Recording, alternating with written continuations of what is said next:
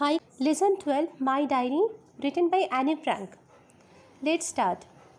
The following excerpts have been taken from the book titled Anne Frank, The Diary of a Young Girl by Anne Frank.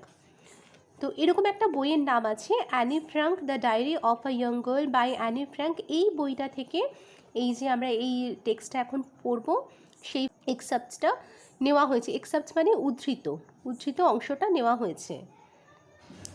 Anne Frank was born on June 12, 1929 in Frankfurt, Germany.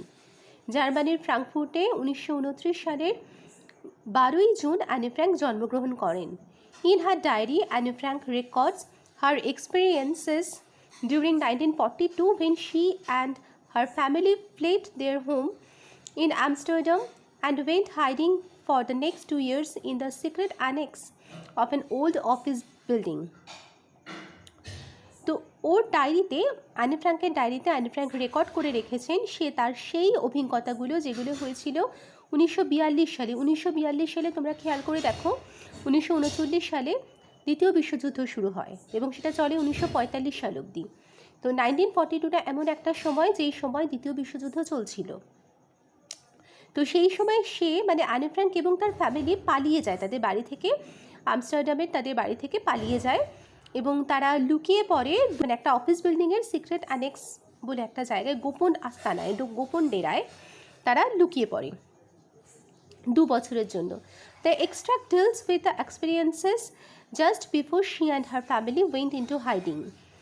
এই যে এক্সেপ্টসটা নেওয়া হয়েছে তার সেই অভিজ্ঞতার জায়গা থেকে, যে সময় সে এবং তার পরিবার লুকোতে যাচ্ছে মানে হাইডিং, গোপন জায়গায় লুকোতে যাচ্ছে, তার ঠিক আগের মুহূর্তে কি ঘটেছিল সেই কথাটাই এখানে বলা হয়েছে।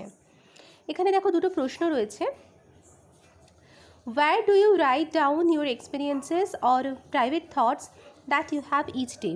প্রত্যেক দিন তোমাদের যে অভিজ্ঞতাগুলো হয়ে থাকে, যে ব্যক্তিগত যে চিন্তাভাবনাগুলো হয়ে থাকে করে থাকো তোমরা, তো সেগুলো তোমরা কোথায় লেখো? Can you name some famous persons who wrote diaries? তুমি কি এমন কারোর নাম বলতে পারো যারা ডায়েরি লেখেন? Have you ever heard of Anne Frank? কখনো অ্যানি ফ্র্যাঙ্কের সম্পর্কে কিছু শুনেছো কি? এই প্রশ্নগুলো নিজেরা একটু ভাববে, একটু বন্ধুদের সঙ্গে ডিসকাস করবে, ঠিক আছে? Now let's read. Unit 1, Sunday 14 June 1942, on Friday June 12, শুক্রবার। তোমরা জানো যে কোনো দিনের আগে সবসময় অন বসে, অন প্রিপোজিশনটা বসে। তো অন ফ্রাইডে 12ই June, I woke up at 6 o'clock and no wonder it was my birthday. আমি 6টার সময় ঘুম থেকে উঠলাম এবং আমি এতে কোনো অবাক হওয়ার ব্যাপার নয়, কারণ এটা ছিল আমার birthday. But of course I was not allowed to get up at that hour. কিন্তু অবশ্যই আমি সেই সময় ওঠার জন্য আমাকে অ্যালাউ করা হয়নি, মানে আমি সেই সময় ওঠার কথা নয় আমার। So I had to control my curiosity until 6:45.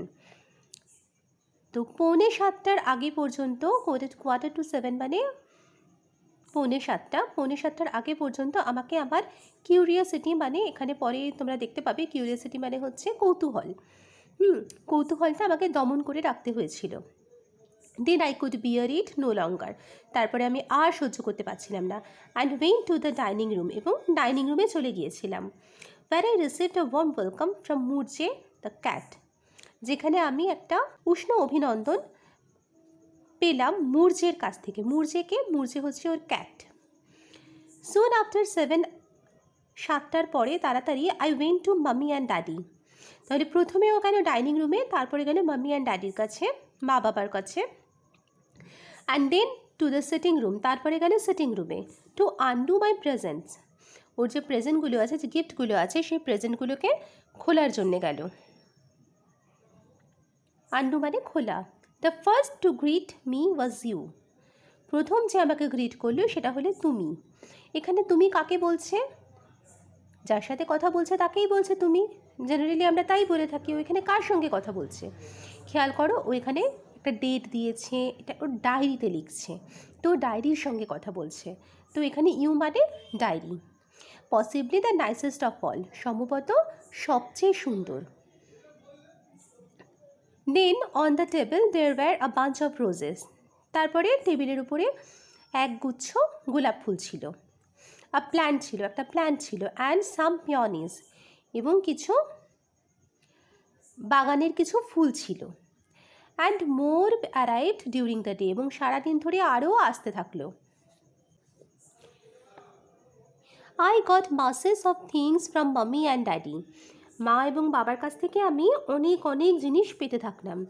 And was thoroughly spoiled by various friends, এবং আমার আরও যেসব নানা রকম বন্ধুরা ছিল তাদের কাছ থেকে ভালোবাসা পেতে থাকলাম, আদর পেতে থাকলাম। অ্যামং আদার থিংস, অন্যান্য জিনিসের মধ্যে I was given camera অবস্কুরা।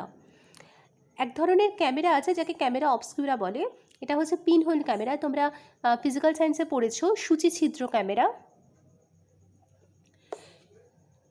Among other things I was given camera obscura, এক ধরনের ক্যামেরা থাকে যেটাকে বলা হয় পিনহোল ক্যামেরা বা সূচিছিদ্র ক্যামেরা, তোমরা ফিজিক্যাল সায়েন্সে পড়েছো। তো সেই ধরনের একটা ক্যামেরা আমি তখন পেলাম। একটা পার্টি গেম পেয়েছি। আর কি পেয়েছি? Lots of sweets, chocolates, puzzle মানে জানো তোমরা, এক ধরনের গেম হয় যেগুলো কাগজ ভেঙে ভেঙে দেয়, সেখানে জুড়ে জুড়ে পাজল সাজিয়ে সাজিয়ে করতে হয়। ব্রুজও এক ধরনের ornament. Tales and legends of Netherlands, এটা একটা বই। Tales and legends of Netherlands, এটা একটা বই written by Joseph Cohen. Daisy's mountain holiday, এটাও একটা টেরিফিক বুক, এটা খুব ভালো বই, সাংঘাতিক একটা বই। Daisy's mountain holiday. And some money, এবং কিছু টাকা পেয়েছি। Now I can buy the myths of Greece and Rome, grand. তাহলে এবার আমি কি পাবো? এবার আমি the myths of Greece and Rome নামে একটা বই কিনতে পারবো। কি দিয়ে? না ওই যে সাম মানি পেলাম।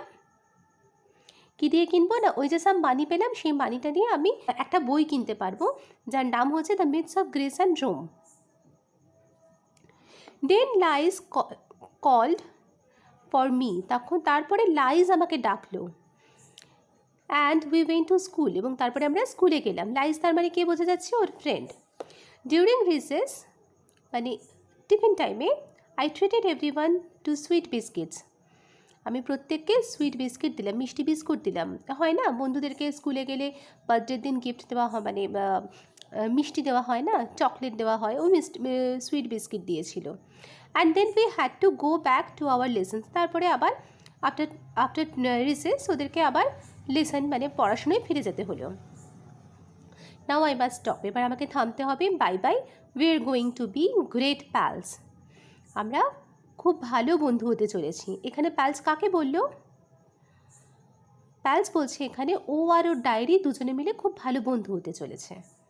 ঠিক আছে, প্যালস মানে বন্ধু। ওয়ার্ডনেসটা পড়বে, এটা রিড করতে লিখেও দিয়েছিলাম। কিউরিয়াসিটি মানে আমি বলেছি কৌতূহল, সেটাকে ইংলিশে বলছে the wish to know or learn about something, কোনো কিছু সম্পর্কে জানা বা শেখার যে ইচ্ছা তাকেই বলে কিউরিয়াসিটি বা কৌতূহল। আন্ডু মানে ওপেন বা খোলা। Peonies a garden plant with large red, pink or white flowers, এক ধরনের প্ল্যান্ট হয় গার্ডেনে যার মধ্যে বড় বড় লাল, গোলাপি এবং সাদা রঙের ফুল হয়ে থাকে।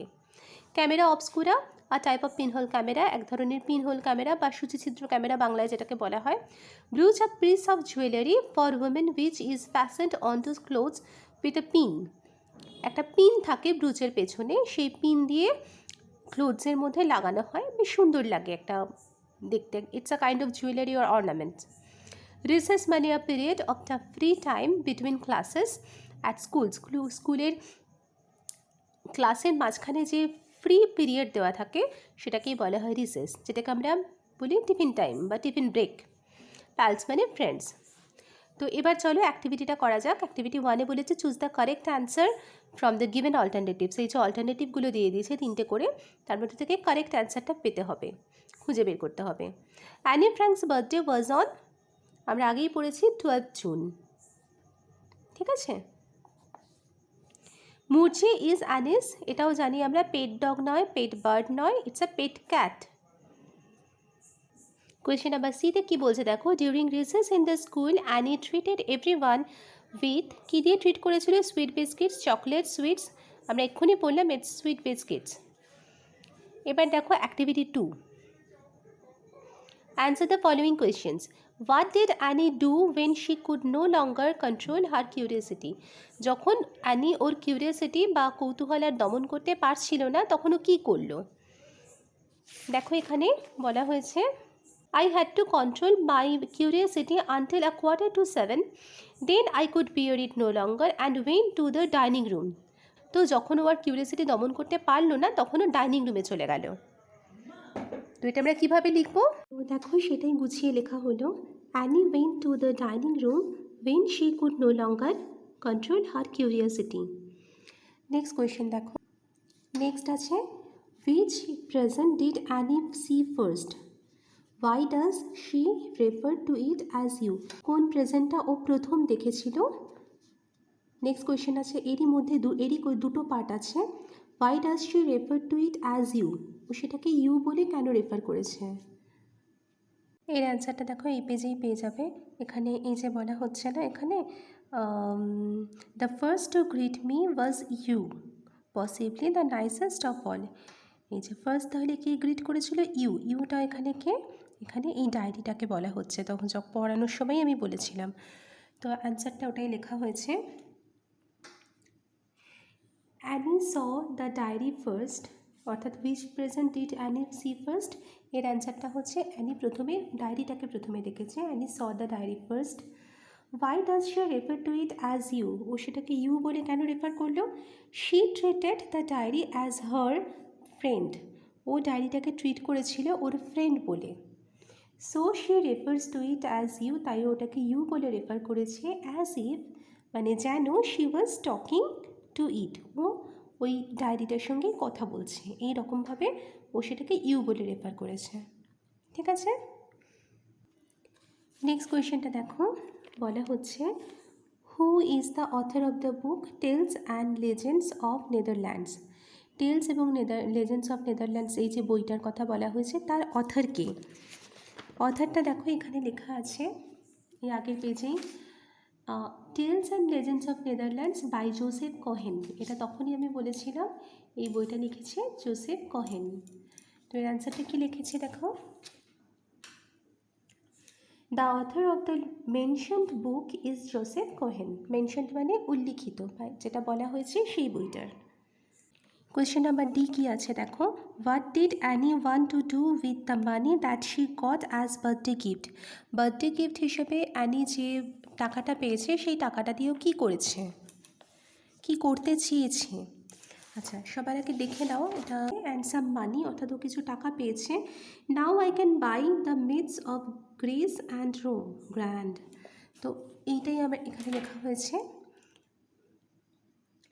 Annie wanted to buy the myths of Greece and Rome with the money that she got as birthday gift. পরের অ্যাক্টিভিটিটা দেখো কি বলা হয়েছে, অ্যাক্টিভিটি 3তে বলা হচ্ছে rearrange the following sentences in the proper sequence. Proper সিকোয়েন্সে এই পুরো সেন্টেন্সগুলো সবকটা সেন্টেন্সকে অ্যারেঞ্জ করতে হবে। আবার প্রথমে বলা হয়েছে Anne went to the dining room, Anne dining রুমে গেল।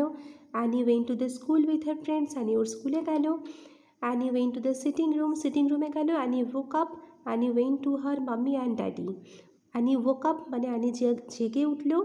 Anne went to her mummy and daddy, Anne ওর মা এবং বাবার কাছে গেল। তো আমরা জানি এটা প্রথমেই হচ্ছে অ্যানি woke up, প্রথমে ঘুম থেকে উঠলো অ্যানি। তারপরে ও গেল Anne went to the dining রুমে গেল। তারপরে Anne went to her mummy and daddy. তারপরে Anne went to the sitting room. আর finally Anne went to school with her friends. এটাকে গুছিয়ে লেখা হয়েছে। দেখো পরীক্ষার সময় যখনই লিখবে তখনই রিঅ্যারেঞ্জ যখন দেবে এরকম করে লেখার চেষ্টা করবে, তাতে লেখাটা পরিষ্কার পরিচ্ছন্ন হয় এবং নাম্বারটাও ভালো আসে। ফার্স্ট নাম্বারে হচ্ছে point number D, Anne woke up। 2 point number A, Anne went to the dining room। 3 Anne went to her mummy and daddy। 4 Anne went to the sitting room and 5 Anne went to school with her friends।